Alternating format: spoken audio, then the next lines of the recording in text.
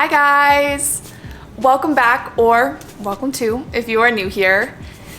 Today I'm trying something out that's a little bit different, and let me explain. I love doing my end of the month roundups for y'all, but I often find them to be very long and boggled down with how much information I'm trying to give y'all.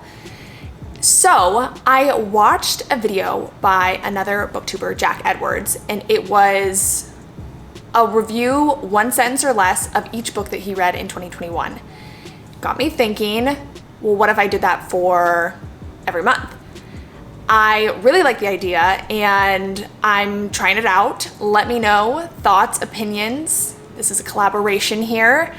And so what I'm going to be doing is I'm going to actually be going from my least favorite to my most favorite in order, and book one to two sentences each, and just kind of hitting all the marks like that. And yeah, if you guys like this, let me know and I can continue doing this. And without further ado, let's jump into the video.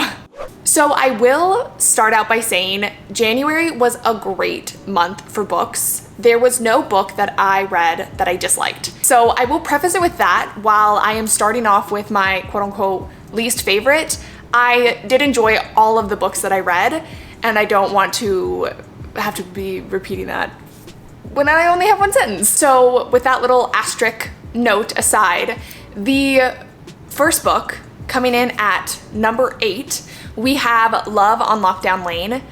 This was a super quick, fun, quarantine rom-com.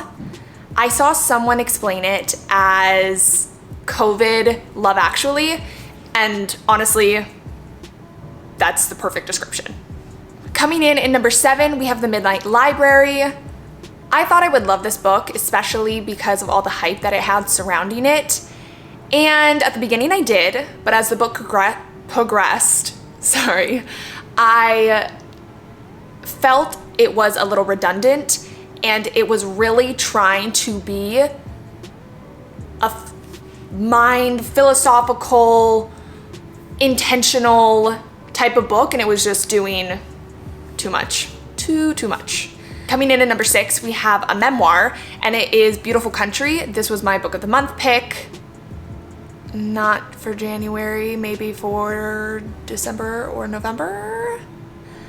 But it was really beautiful. It is about a family's journey moving from China to New York City, and it is a really beautifully written from her perspective of her as a child. So we have that childhood frame of mind, and yeah, it was really beautiful. It showed hardships and joys and the struggles of being an immigrant, an illegal immigrant coming to the United States. The next book on this list is When They Call You a Terrorist. This is part memoir, part discussion on the inception of the Black Lives Matter movement. I thought it was beautifully written. It was hard to read at sometimes. It was heartbreaking. It was enraging. And I think it does an amazing job at discussing the BLM movement, but also what it's like to be a Black woman in America.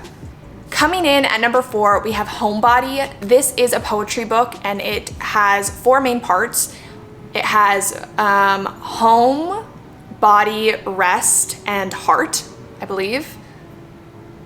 think. But I loved this. I thought it was beautiful, and I actually read it back to back immediately. One time just reading it through and taking it all in, and then the second time I was reading it and tabbing the places where I felt really moved by some of the poetry. Coming in at number 3, to probably nobody's surprise, we have Colleen Hoover's It Ends With Us. This is taking place in 2 different time periods, discussing this lady's first love as well as her current love and her husband.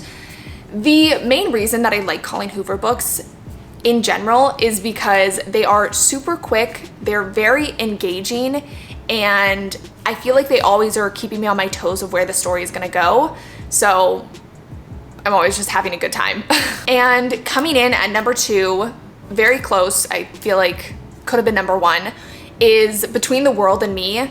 This is a letter from father to son about being a Black man in America or being a Black man in general. And this was really hard to read. It's a lot to take in and a lot to reflect on and come to terms with and just, you know, think through. It is just beautifully written. I highly recommend it. And rounding out, my favorite book that I read this month was All Your Perfects by Colleen Hoover. This took me by surprise. It is about the beginnings and hardships of a relationship and of marriage, and also discusses what motherhood looks like and the desire to be a mother and all the pain and heartache that comes with that when you are struggling to conceive. That is it. Those are the 8 books that I read in January. I hope you liked this. If there are any books that you want more details on and you'd want me to do a full review, let me know in the comments below and I would be happy to do that. I hope you guys enjoyed this and I will see you guys next week. Bye.